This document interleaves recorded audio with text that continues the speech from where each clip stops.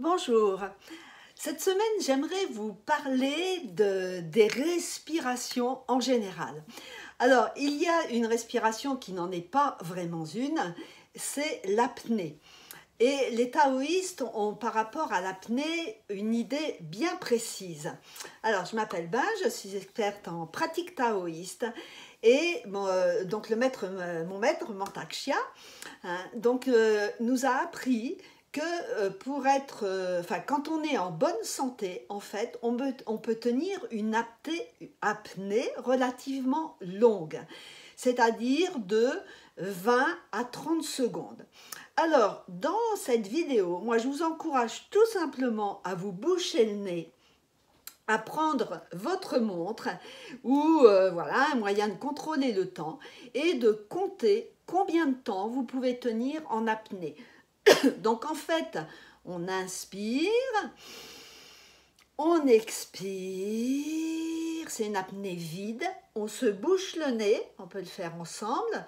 Donc moi je vais continuer à parler, et là vous comptez 1, 2, 3, 4, 5, 6, continuez, continuez, continuez, et quand vous sentez que vous avez vraiment besoin, et bien là, vous débouchez votre nez et vous inspirez tranquillement. On inspire, voilà, on n'inspire pas, quoique. Et puis, on recommence. Donc, on peut ventiler entre deux. Donc, je pense qu'il y en a qui sont plus longs et qui tiennent encore, mais pour ceux qui sont déjà en inspiration, donc on inspire 2 ou 3 fois normalement de façon à se calmer, à redevenir vraiment dans un état tranquille, et on recommence.